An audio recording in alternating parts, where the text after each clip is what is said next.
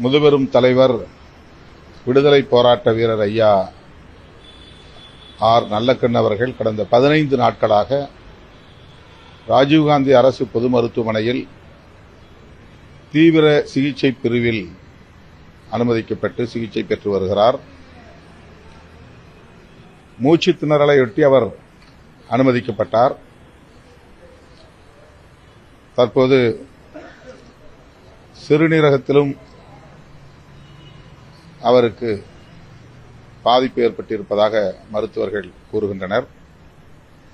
வயது மூப்பால் ஏற்பட்டிருக்கிற ஒரு பின்னடைவு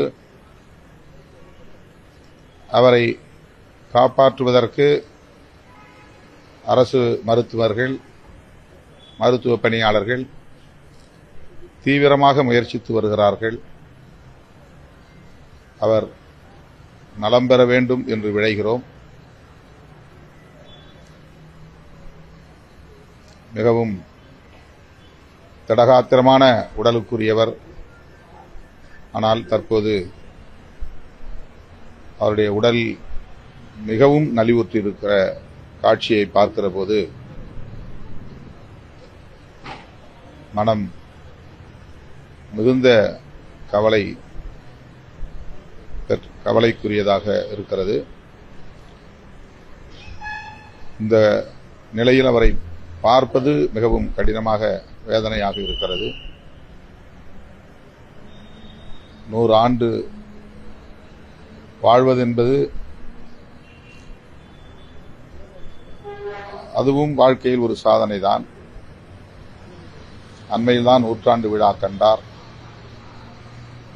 அவர் நலம் பெற வேண்டும் என்று விழைகிறோம். மருத்துவ தரப்புல என்ன சொல்றாங்க? அதான் பின்னடைவுதான் ஏற்பட்டு வருகிறது, போராடி கொண்டிருக்கிறோம் என்று சொன்னார்கள். அவருக்கு நேரடியாக இரைப்பையில் உணவுப் பொருள் வழங்கப்பட்டு வருகிறது.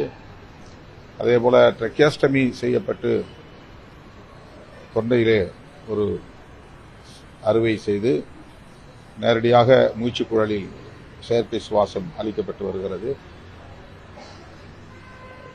நேற்றையிலிருந்து சிறுநீரகத்தில் உப்பு அதிகரித்திருப்பதால் அந்த தொல்லையும் கூடுதலாக அவருக்கு சிரமங்களை உருவாக்கி கொண்டிருக்கிறது.